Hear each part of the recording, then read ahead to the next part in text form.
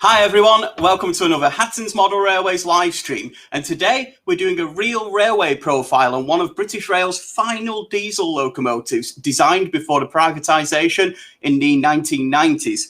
We'll be covering the full history of the British Rail Class 60, its design, its use across the 30 years that it has existed, and we'll also be covering the history of some of the models that it has inspired, both past and present, from N gauge through 00 right up to O gauge 2. So if you have any questions regarding the Class 60 or the models of them, please do put them in the chat and I'll answer them throughout the stream or afterwards as well. But otherwise, sit back and relax and do enjoy the tale of the Class 60s that I am about to tell. But as ever with one of our real railway profiles, we have to go back a little bit before the introduction of the Class 60 to understand why they actually were introduced. Heavy freight was really starting to take over on the UK railway network in the late 1980s. There was still quite a demand for coal traffic and moving heavy steel across the UK alongside petroleum and other duties. The main locomotives that were working on this were all the British Rail designs from the 1950s and 1960s, such as the Class 37s and Class 47s. And one or two heavy freight designs were out there, such as the Class 56s from the 1970s and the Class 58s from the 1980s. But the reliability just wasn't quite there for what was needed on a more modern railway from the late 1980s. BR stipulated that they needed a 95% availability of locomotives, and none of the older designs were achieving that by quite a long shot. But one was proving a really powerful locomotive that stood aside from everything else on the network, and that was the Class 59. These were privately owned locomotives introduced for stone workings in the southwest of England, built by GEC in America and the forerunner of today's Class 66. These private locomotives, the first private locomotives to run commercially on British Rail, were really showing up the British Rail design diesels in terms of reliability, haulage power, etc., etc.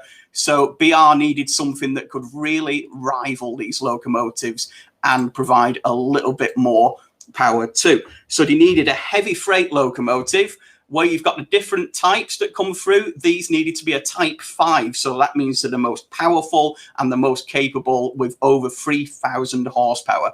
So BR in 1987 decided that they needed 100 locomotives, brand new designs, to be able to handle the heaviest freight traffic on the network.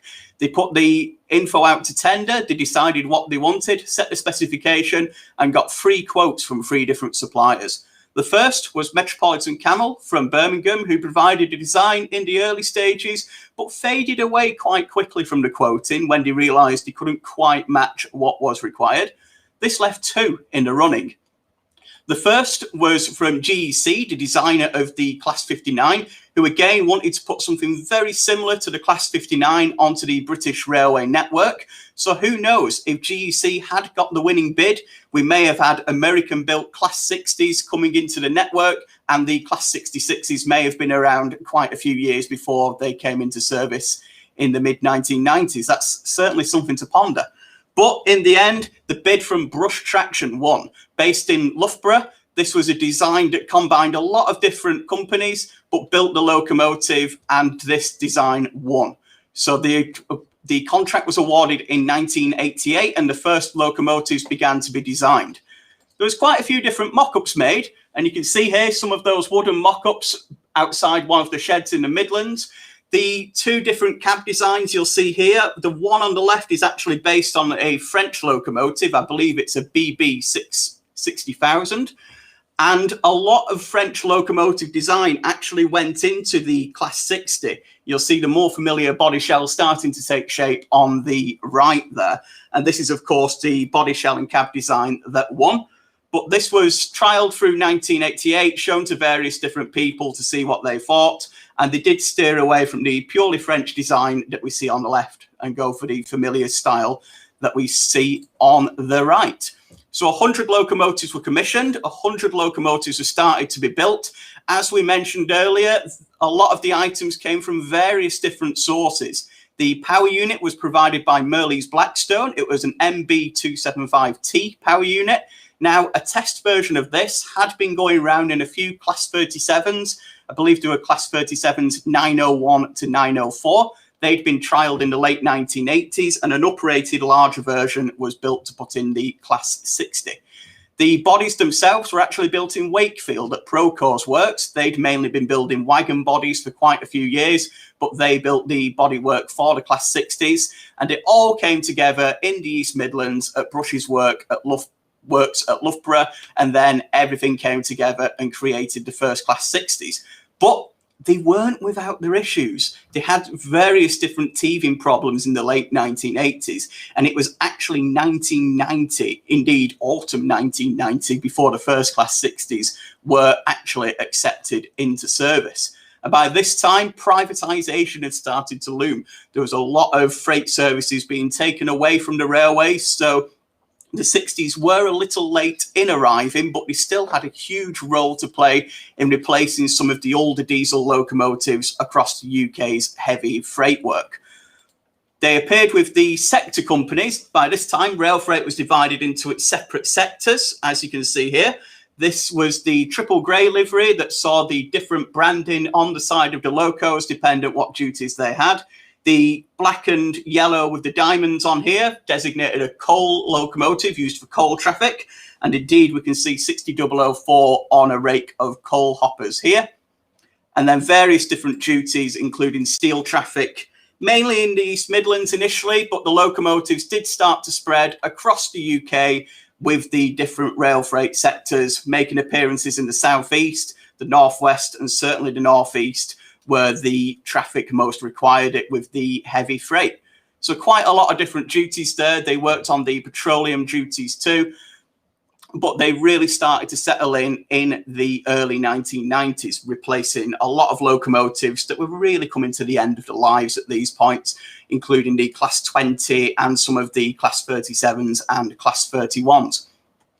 So privatisation started to come in. A lot of different companies started to operate the Class 60s, and it was a pretty even split between the three first freight companies who got them, between Load Haul, Mainline Freight, and Transrail. They got a good split of the different locomotives, but a couple of years later, all three companies were bought out by the English, Welsh, and Scottish Railway Limited, and the locomotives started to appear as one fleet again and come into one colour scheme, which I'm sure a lot of you are familiar with the Class 60, the red and yellow that we see here. Of course, coming into the late 1990s, the arrival of the Class 66 came in, and whilst not specifically designed to replace the Class 60, the Class 60s weren't held in high regard by the EWS management, and they were planned to go on to the lighter duties once the Class 66s really started to take over. But the Class 60s still had their place. The 66s had a slightly higher horsepower, but the 60s had a lower torque, so they could handle heavier trains at lower speeds. Indeed, they only have a maximum speed of 60 miles an hour, quite appropriate given the name, but they do have that higher haulage capacity at the lower speeds. So there are, and still are, some trains that the 60s can handle that the 66s just can't cope with. Even with this in regard, the class was never held in high esteem by EWS heading into the early 2000s. We started to see a huge amount of locomotives withdrawn, including the Class 56s, the Class 58s, and the majority of Class 37s and 47s. And whilst a lot of people thought the 60s would roll on for quite a while, many were withdrawn in the mid-2000s. Some of them actually haven't worked since and have been stored outside for up to 15 years now. So the history of the Class 60s started to turn quite bleak. And those locomotives that remained in service, as you can see here, were not treated too well. This is in 2011, and it's still in its original colour scheme that you can see, the triple grey. The branding has been updated to carry the later English, Welsh and Scottish Railway branding, but the Class 60s really were given the absolute minimum of maintenance that they needed in this time. And with many of them going into store, the fleet was down to 20s and 30s at some point of the 100 built. And that's only after 15 years of operation. These locomotives were still ready to go and still really new at this time. So a real dark point in the story of the 60s, but it starts to get brighter. DB Schenker came in, took over the operations of English, Welsh and Scottish Railway, decided that they were going to overhaul quite a few of the Class 60 locomotives, designated Super 60s. This was going to be their midlife overhaul after 20 years of operation and upgrade them so they could hang on for quite a few years more. DB Schenker began to realise that even with a fleet of Class 66s, the 60s still had their place on some of the most heaviest duties that the company ran, and a lot of the locomotives started to be refurbished.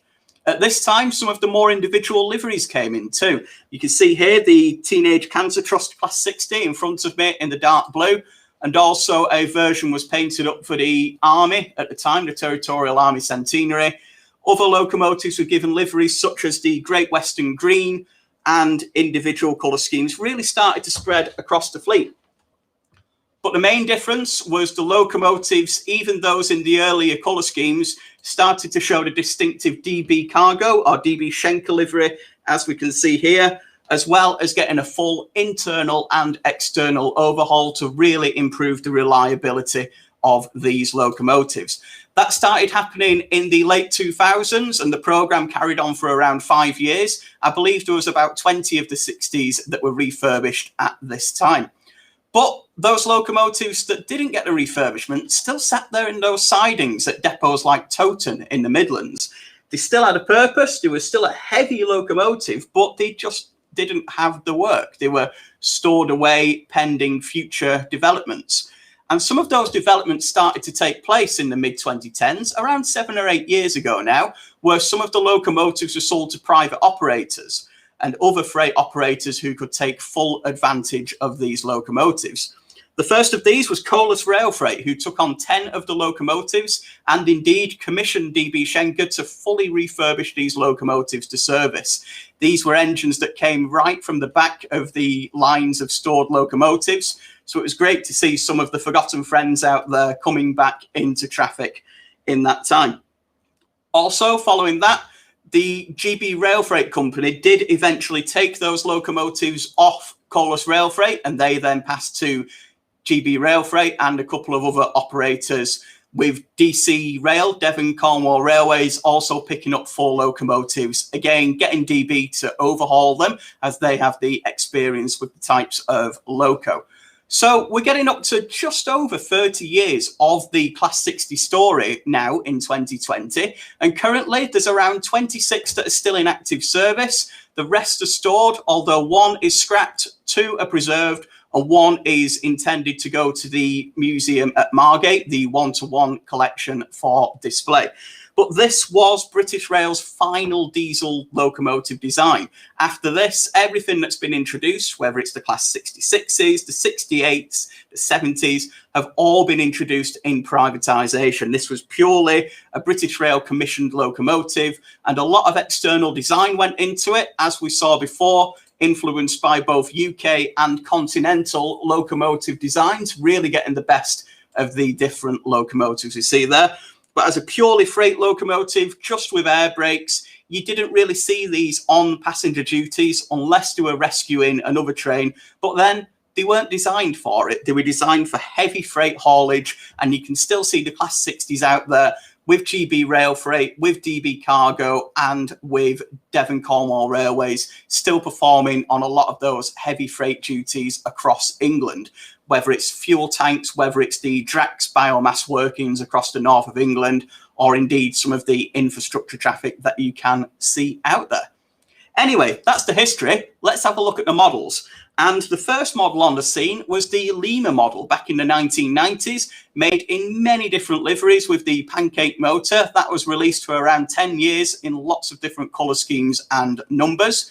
Hornby released their brand new tooling model in 2004. And this is regarded as one of Hornby's best diesel locomotives that's come through. The level of detail you see here is absolutely exquisite on these models. Even though the tooling's been around for 15 years, it completely holds its own against the models that are being released onto the market today. You can get this in several modern and classic liveries, from the Colas to the original construction sector locomotive there at the moment. And I do indeed have a range of past and present releases in front of me. So if you can't get the livery that you want new at the moment, do check our pre-owned section out, where we have other liveries available, such as the Load Hall from the 1990s, the limited edition Teenage Cancer just from the 2000s, and many more besides. This certainly is a small selection of the Class 60s that have been made. These are 8-pin digital ready. You've got space for a sound speaker in there, and you've got your full lighting capacity on them too. Heading over to N-Gage, Graham Farish have released a model of the Class 60, again in various different liveries. The latest models are now 6-pin digital ready and do have working lights in them, and you can get them in a number of different color schemes. Again, check out our pre-owned department, have a look at the link in the description for all the N-Gage Class 60s we have available right now. And I'm sure those of you who've been keeping an eye on our news channels have seen that Helgen have announced a second run of the O-Gage Class 60. I have the EWS livery here from the first run, but there's 7 liveries that are coming through. And this is a great opportunity to also see some of the different colour schemes that have been carried by the Class 60s. And you can see some of the modern liveries there, including the Kappa and the DC Rail Freight, and of course, the GB locomotives at the front. So these really are one of the classic diesel locomotive designs. They've had a bit of a checkered history with some issues when they first came in and a bit of a dark patch in the first 15 years, but they are really going for a resurgence now, and they're an ideal heavy freight locomotive. With them having that great lower haulage capacity, they have gained a real buzz with enthusiasts out there. Indeed, I think one of you has said on the comments there, Craig's made the point, these are nicknamed tugs because whilst they are slow, they do have that low gearing and the power at the lower speeds. They will haul absolutely anything. If you need a train moving, and it doesn't matter what speed you need it moving at, you just need it moving. It's really heavy. A Class 60 is the way to go. And currently on the UK railway scene, it isn't something that has been bettered. So have a look through the history, have a look through the models we have. This is just a small selection. There's various different colour schemes either available right now or have been available in our pre-owned section, or as we mentioned with the Helgen model coming soon in 2021 in various different colour schemes that we can see there. But I'm a big fan of the Class 60. It's always had the limelight taken off it by other locomotives. It resulted in the withdrawal of a lot of classic designs in the 1990s, and it didn't really shine against the Class 66 when it was introduced in the early 2000s. But operators and enthusiasts have really learned to appreciate the Class 60s for exactly what they are: a strong, reliable, durable locomotive. They've got some fantastic names on there too, commemorating either some of the mountains and hills in England in the early days, or now commemorating some of the good causes and the preserved railways that you see in the UK. So you can really be inspired by the different numbers, liveries, and identities on these locomotives. As ever, take a look at the link in the description. I've put a link down there for you with all the Class 60s we have available right now, or that you can pre-order for future release. There'll be no doubt more liveries coming through on the Hornby Class 60, the Helgen, and the Graham Farish locos too. So keep an eye on our website for all the latest Class 60 news. Otherwise, I'll give you one last look through some of those images. Thanks again for watching, and if you enjoyed it, don't forget to subscribe to our YouTube channel or like our Facebook page for more real railway profiles, for more Skillscast sessions, and all the latest model railway news too. Otherwise, thanks again for watching, and I'll see you next time. Goodbye.